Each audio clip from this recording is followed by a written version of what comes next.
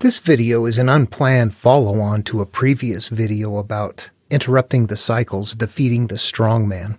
And it deals with in the spiritual world, or as in our self-healing, actually, as we're beginning to understand that we're acting out in life cycles that are hurtful for us. How do we interrupt those? And that becomes a very difficult process for people that are on the inward self-healing path. The most difficult process. If you make it to the point that you're on the healing path and you turn inward, if you've made all the criteria to get there, that's the problem you're going to have. Interrupting the cycles and healing yourself. But that's what we're here for. So, the person who asked the question, who prompted that video, posted a follow-on one. My name is Dan Paulson. Welcome to the channel. What I'm going to do is read his follow-on right here and then get into it. And this is going to add to that. I'll post a link below to the first video. I think that I'll try to just move on to something more specific.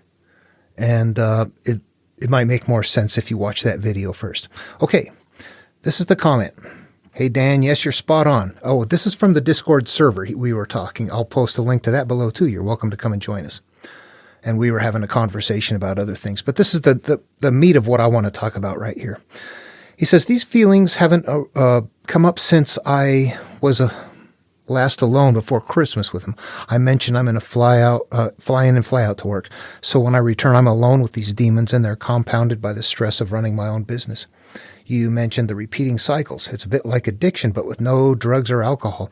Constantly dying off the old self, yes, and creating a replacement, no. The pattern will reoccur when the stress and tension arise, although less. Okay, so it sounds like it's diminishing a little bit. So being 62, I want to sort this, and you also said the more I hated this, the more I made it part of my daily life. Yeah, that's how I operate, but it's a waste of energy. Okay, so you sound like an emotionally intense person, perhaps? My worker calls me chaos, but in my defense, he is extremely methodical. Okay, perfect. Let's see. I'm writing to you like a little kid. That's okay. When you're doing this stuff, it has that exciting feel to it. It's going to be that way. We're getting back to our little kid self. This is reality, so it'll feel that way. That's cool. That's weird. Anyway, all this stuff comes from the same place, and the thoughts that I hate are the thoughts that I will be embroiled in. Okay, got it.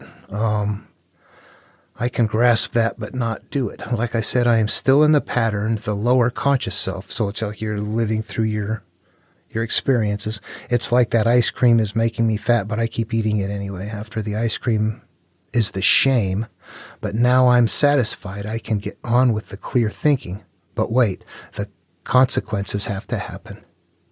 Where are they any day now? Oh, problem, crisis. Yeah, that's okay. I have the capacity to handle this crisis and get over it. Now I can get on with the clarity of my life until it happens again. What's amazing is that this high point of clarity and stress, I can select either. I know it's most important to select clarity because I'm growing, and this is progress, but I give into the self-sabotage, I call it. Then it's guilt and shame. Why did I do that? Eat the ice cream, for example. I'm going to get fat and tired. It'll make me 3 days to climb out. Okay, so you're using that as an analogous term, so I'm not sure exactly what's going on. However, you did say up here, that you said that after the ice cream, it's shame. Yeah. So, there's consequences, and it sounds like that's the issue. So at the end, you're clear that it's coming. You're clear after it happens what's going on. You're ready to move on, but the consequences still come about. Yeah, that's what happens. You're growing, you're developing, you're in a situation with somebody that's not. You have to give them their time, if that's the case. I'm not quite certain if that's it. I want to talk about this a little bit more, but I just want to say that up front, that if you're healing and you're mentally going through things, but you're having exchanges with somebody else, they're going to be in their head going, for a week, what the hell, Meanwhile, you're going, okay, I did this, I did that. So you've worked it through, and you approach them, they haven't worked it through. They're going to be starting right blind. You got to give them their opportunity, and you have to work through that, and you have to understand it won't feel good because you're going to be sitting there thinking, I've done all this work to improve myself, and all you're going to do is yell at me. Meanwhile, they're thinking, for the last week, why did they do that? Okay, I said that in the other video. So I just wanted to clear the air there on that. The thing is it sounds like there's clarity and it's interrupting them. So there's some things I want to talk about here. First of all, we just have to understand really what is going on. This is not a fast and easy explanation for anybody that wants one. It doesn't work that way. It wasn't fast and easy that got us here. We got a lot of something wrapped up inside of our heads that we're trying to interrupt, that we recognize what it is, we know where it comes from, what's going on, how come it comes back anyway. So there's a couple of things. Number one, humans evolved. We're pattern seekers and we habituate. We explore and do all kinds of things until we find success. Then we habituate towards the success. If we don't have success, we keep exploring and trying other things. But when we find success, we start repetitively doing what it takes to live and to survive. That's how we're going to evolve. The brain is going to work that way. That is going to be a mechanism in place that we're going to be able to have habits and that they're going to be our fallback, our go-to. We need that to find food and water and whatever. So we have to understand that there's a deeper mechanism in place that we're working against. That right there, if we understand that that is there, then we can understand that that's a part of what we are feeling. That's very deep into our core. Yeah, we habituate. That is how we live. So so even if you know sometimes something is wrong, but you act into it, you're like, oh my God, I've done all the things necessary, but there's actually still a trigger point. I'm going to suggest to you something different. I don't believe I've ever said this in a video before. It's going to depend on the person. If you are ready to begin the path, that's different than somebody that is currently on the path. And the reason I say that is because when you are ready to start the path, there is incredible fear. It's this unnatural fear. This is another one of those evolutionary things. What is the mechanism for fear for? It keeps us from being eaten. So later on, as we evolve and we're not being eaten anymore, but we need to feel fear, what does it have to work with? Here you go. This is what you have to. So you feel like, the fear is incredibly intense when it's just words. But we also know that if we try to communicate with the wrong people, it's not okay. Talking out your issues to heal is a rare thing, and you need to find the right people. So it's difficult to do that, but in many places too, religions can teach and instill shame and guilt into people at such a high level that they just have an incredibly difficult or impossible time of ever getting past it. All right, so I think right off the bat, we can really understand that we are incredible emotional creatures. That's how we live life, through sensations, through feelings. So we need to know that sometimes emotions are in charge of us and sometimes we're in charge of emotions. When we're acting out, it is the past, it is the emotions, it is the stored memories and problems that are in charge. In fact, when that happens, when you act out and it works through, in the supernatural world, they call something like, they have something called demon possession. That's exactly what this is on the template. When they talk about demon possession, that means it's a part of something that is inside of us that is a kind of a demon. It's a bad memory and experience that's put away that acts out. We become possessed by it. Okay, so here's what I'm going to suggest. First of all, the higher self, it's just absolutely critical. Again, watch the other video if need be. But practice getting there. Simplifying life, turning off media, all the stuff that is unnecessary. I have media on, but when I do, it's things that interest me. It's stuff I want to watch, or it's something that's maybe some sort of easy listening comedy or something when my brain's too fried on study and I just need something. But I'm not into the news and all the other kind of stuff and, theist and atheist sites and things like that. So I do everything possible to minimize conflict. And when I drive, I never have a radio on in my car. That's just the way that I am. It allows you your mind space. That's what they had. That's how we evolved. We didn't evolve having it filled in with all this kind of stuff. We're trying to heal. We've got issues and we got so many things coming in and we can't figure out what we're doing. One thing is peacefulness, just quietness, simplifying life. And then practicing getting to that higher self when it's not necessary.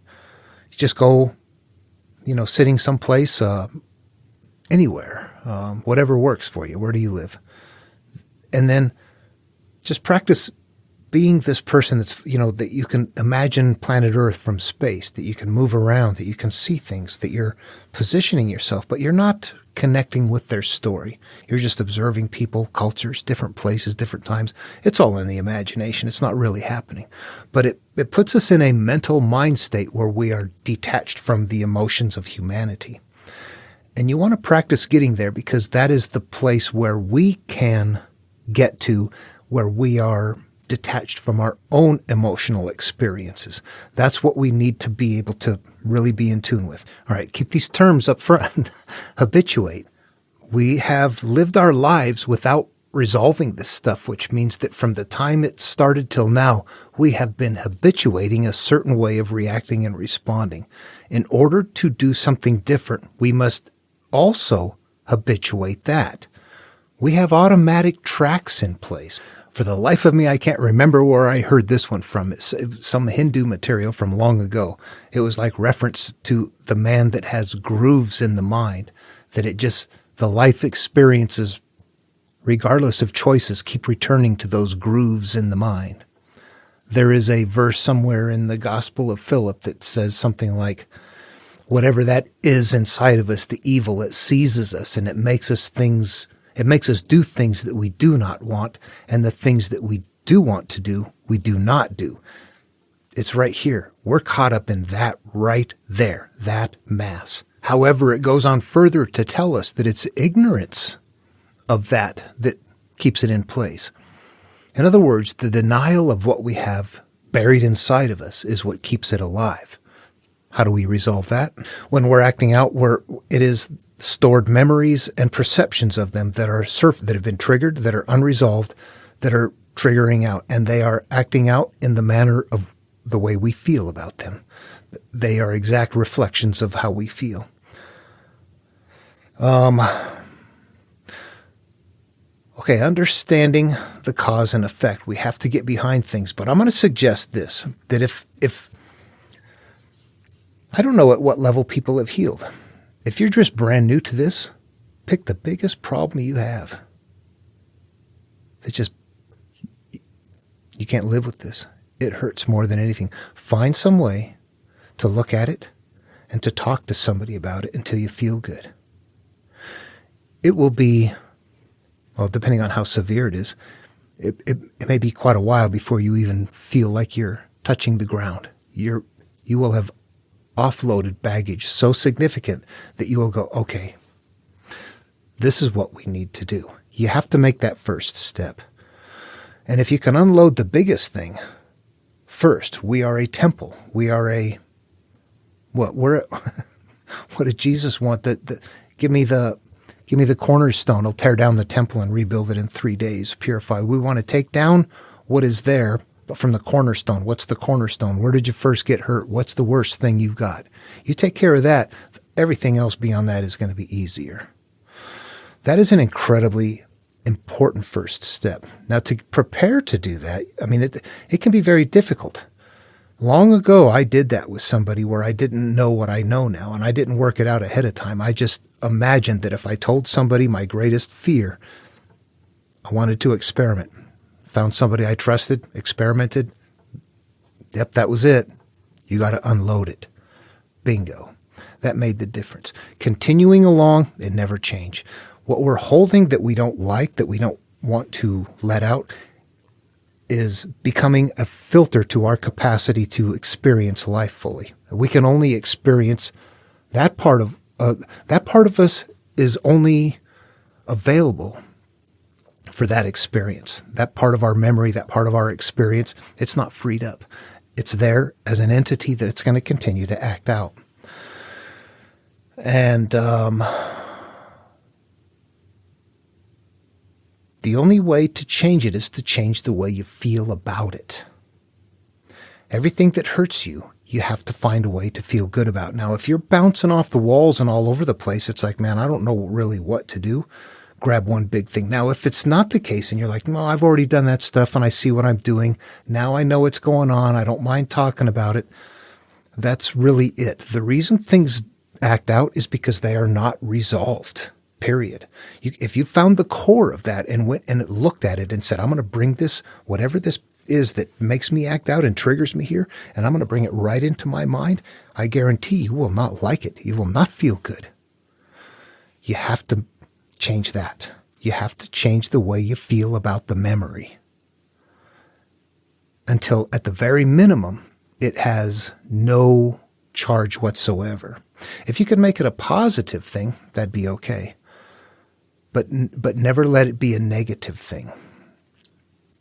They're negative things now, and they're existing and acting out on those terms, and we've assigned them that by the way we continue to judge it. Judge not, lest you be judged. For the manner in which you judge other things, the likewise will be. This is it. We're caught up in our own cycles based on what we hold as a judgment towards it. Period. If you know that and you got it figured out and it comes out anyway, it's just not dealt with. You have to spend some time off by yourself someplace. If you've had an experience with somebody and you're like, yep, it happened, it went this way, it went that way, I did this, and in the end I feel shame and embarrassment and I don't like dealing with it, then do that. Sit down, look at it, feel it. Feel it from within yourself. Go through that experience. You're by yourself. You're just doing it in your memory. But instead of dismissing it, you're servicing it. What we need to do is become comfortable with things that we're not comfortable with. We have to look at this in order to grow from it and say that, start out, I'm having this experience. Yeah, I felt this way. I felt that way. Now I feel like shit. Oh my God, what the hell? Then observe it. After 10 times of that or whatever, go through the experience a number of times and then look at it from outside. Watch yourself going through that experience with the other person. Try to put yourself in that other person's shoes, understanding that your feelings are not their feelings, that if they're mad and angry at you, they are mad and angry at you. They are justified in their feelings in the same way you feel you are justified in yours. You're being triggered. That needs to be understood. When you look at this enough and enough and enough to the point you recognize the mechanisms of it, you begin to have an easier time disengaging from it. You begin to recognize what's going on. And you've gone through the emotional part of it that you're like, oh, I did this, I did this, I did it, I did it, I did it, I did it. I did it. Yeah, I did that. Oh, God. Yeah, I did it. Oh, well, I did it. Well, I did it. You finally get to a point where you're like, the less you do that, the more and the more you hide it away and the more you feel bad about it, the stronger it gets that way. Stop that, go the opposite direction. Look at it and look at it until it loses its charge. Any situation has to be done, I think, that way. Sometimes you can get past stuff. Okay, now those are things that you can remember. There may be times where you're like, I don't know what is acting out. I've done everything I can to resolve my past. It's at this time, it's something. That's where you have to get into, I think some of the other video talked about that, where you're trying to figure out how to remember parts of you that were not acknowledged. Memories hurt parts of you that were never resolved. Maybe you dealt with a situation. I forgive this person. I forgive that person. I did all of this. Everything was okay. But what I don't remember is that after that happened, I spent the next 6 months out hiding in the woods every day, crying and bawling, and that never got acknowledged. So I got wired during that time too. Okay, all the time we are employing thinking, especially with emotion with it, we're growing our brains that way. What we're taking in, not just what we're taking in, but what we are accepting. A lot of times we feel a certain way because somebody's told us to feel that way. But ultimately, it's the mind up here that decides whether you're going to listen to that person or say, yeah, up yours. I'm not feeling how you tell me to feel. I'm not feeling guilt over that. I should feel ashamed of myself? Why? What did I do? We're just kids. I see where we come from. Anyway, okay, so as far as disconnecting, it is really stepping outside of yourself enough to realize, boy, where did we come from? Look at the emergence of civilization, how it happened and where it came about, what's going on in the animal kingdom, and that humans are coming from there, and that we're downstream emerging from the same thing. Only the more we deny our roots and call it something that it isn't, the more it becomes a problem to us. Instead of saying, yeah, we're all a bunch of animals growing up here together, trying to figure out how to become something better than that. We're not there yet. Accept it. We're not going to get better by denying what we're doing, where we're from. Looking at the person you hate and putting yourself in their shoes, making yourself a little kid, and playing through your mind the experiences that they had that you know they must have had because they gave those same experiences to you. They didn't resolve their issues, so they're acting out their cause and effect. And be for them and keep doing that until you realize we're just a bunch of people out here like links in a chain. And if you don't find a way to escape out of that, you're just the next link in the chain. But nobody's picking on you. Nobody had you to do to you what it is that makes you feel bad. It's hard for us to not understand that. We feel like victims. We very much live inside of our hurt and our shame. I, me. When we get outside of that, it's much easier to see, a larger scope that we are somehow in an energy field up above here. Getting caught up and down in here, it's understanding that, talking about it, having discussions with people about what happens more and more and more. Then when you get caught up into it, you begin to realize, boy, I know better than this. It's not just a passing thought or something that I saw in a video someplace. Man, I worked this through in my head until I freaking know better. That's what it's going to take. We have to get our minds to a place where we have a different frame of reference and different understanding, comprehension that we're looking for on our own, that the world isn't going to give us. We have to see it. That we are not a special little victim, that we are links in a chain, and that we just want to stop being links in the chain. But that, as flowery as that sounds, ultimately what it means to each of us is to let go of what we grasp onto as far as our perceptions that continue to hurt us. And we know that. It is how to escape them. It's putting yourself in somebody else's shoes, living their experience, going to whoever hurt you, going to their childhood and imagining something if need be, looking elsewhere, looking at other people, looking at other places in the world, thinking, what if I had been born here? What would I be like? What would I think? What would I believe? What color would I be? Would I wear robes? I don't know. We don't make those choices. When we see things from that larger perspective, it helps us to begin to kind of outgrow our own very minuscule mindsets that we're so special that somehow everything is against us. We're not part of the team, really, when we're operating from there. Yet in the background we are. Knowing that getting there is really not an easy thing necessarily. You can work through something with somebody. If you can really solidly work it through and you both talk about it and you got it figured out and it comes up again and one or the two, both of you can, maybe it takes a couple times, but very quickly you learn to engage with that and say, yep, we're quitting that. I know where that comes from. It's not just this behavior. That's not it. If the behavior comes and it happens anyway, it's because the cause is still in place. You can't stop the cycle if the cause is left in place. You're stopping the cycle to understand that the cause is still in place, but at the same time, you don't need it to go to fruition anymore. You don't need somebody to look at you in the end again and go, you bastard, what the hell did you do that for? We don't need to go that far. So there's more to it than just interrupting the cycles. Now it's like, okay, now I know something is there. I'm going to go sit down and figure out what that is, and I'm going to pull it up. Oh yeah, that's it. I don't like it. That's it. Spend time with it. See where it comes from. Look at the other person. Where did it come from them? What about from them and beyond and way back when? And at some point you go, whew, wow, what am I hanging on to? But you have to spend time working through it. If you don't, it's just going to come up. We haven't habituated anything different. We haven't looked at it enough and opened up the viewpoint enough to where we go, I used to fall for that? Boy, that's kind of minuscule. I'm sorry. I can't believe I used to be that petty. We have to grow outside of it. I don't know if that helps. There's memories, yeah.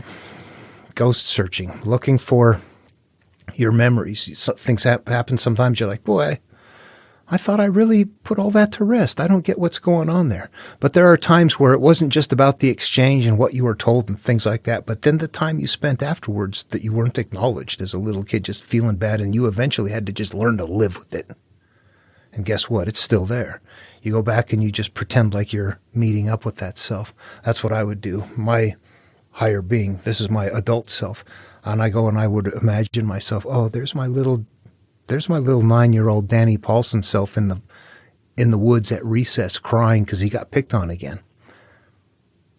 And I let that little kid know, hey, you got a good future ahead of you. You have no idea what you have going on. It's going to be okay. You're all right. Poof, that little kid goes away. The memory goes away. You're just acknowledging things that are kind of, it's like sweeping up. But you see them by the way they emerge. You go, what? I let that go. Why is it still coming up? There's something there. There is something there. And it's probably things that we just don't think about. But if you go back and revisit it, you're going to go, I remember this time in my life. I can't believe it. Yeah, that's it right there. You see how it feels? That's it right there. Pay attention to the emotions when you go look at this stuff and play with all the stuff that hurts until it stops hurting. And that's not going to be overnight. The material is such that as you get into, well, the whole Pentateuch, for example, not the entire Bible, the whole Bible is not necessarily this healing myth. There's other material in there as well. But as far as all the cycles of healing myths, the sequence of life and how the Abrahamic tradition runs along, all of that is this cycle again over and over. There's an initial creation up to the first flood. That's how each of us come about. Now we're at a point where we want to become Noah and start turning inward. And from there, Noah, Abraham, it's going to run on through. It's about going back again and again and again and being reborn, because you don't just go in once and go, I'm going to let everything go. Yay, I'm better now. That doesn't work. There are memories that have to be addressed, very specific. You see them because they will act out.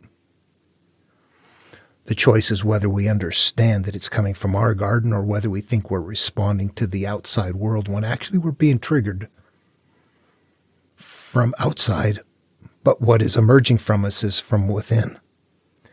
Getting to that point and interrupting the cycles is not an easy thing. It can be very difficult. It can be frustrating. You can be with people that just get tired of you, don't want to deal with it, don't want to talk it out.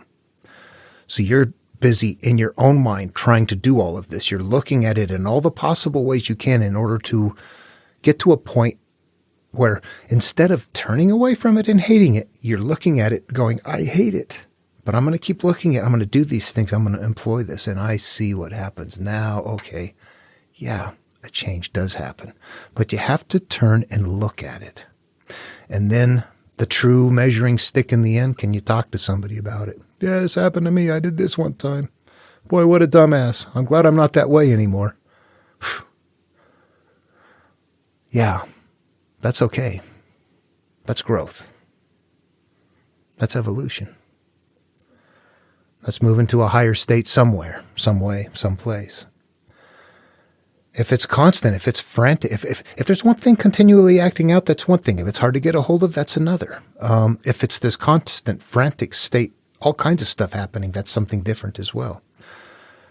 The frantic state is generally early on, where it's just such a jumble, it's hard to get a hold of it. You have to stop, focus in on one big thing, go after it. That right there will be the turning point. You turn inward, do that one big significant healing, boom, you will know your path. Now, not just academically, but experientially.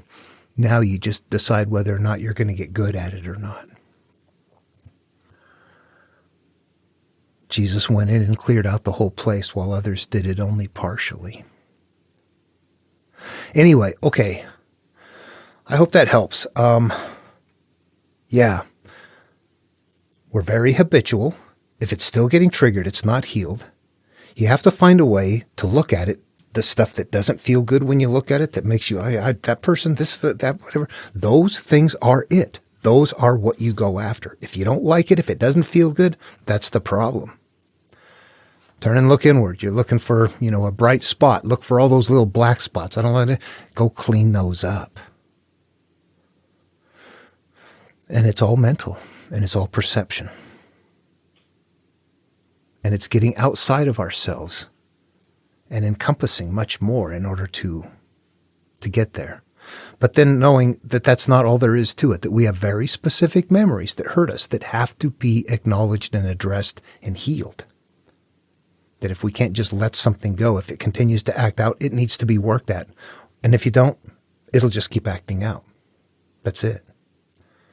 And there are people who will just live their entire lives acting out, just going, yeah, life is fine. What are you even talking about? They won't do this. So, okay. I hope the video was helpful. I'm not sure if I covered everything. Feel free to ask. And again, I'll post a link below to the first video and to the Discord server. Oh, one more thing I wanted to say. There's a YouTube channel that I'm going to recommend. It is called Therapy in a Nutshell. There is some incredibly good advice from this lady there. What she does not know, maybe she does, I don't know.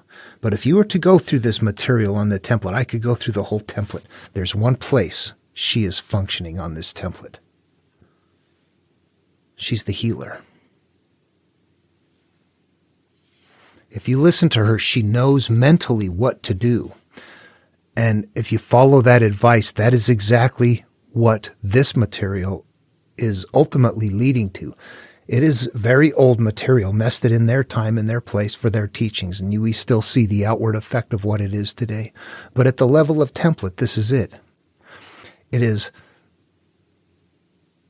the nature of the psychology of your mind is what you live through and how you flow through life's experiences and interact with other people at an emotional level as well as a physical level. And that the nature and the quality of your physical life experience is based on, very specifically, the maintained, the ongoing, overall quality of our massive perceptions and what we hold on to. The more we can let go of things and not be holding on to them, which means forgiving, not holding those, the more that part of us is freed up for a wonderful experience. You will feel every time you clear one of those out.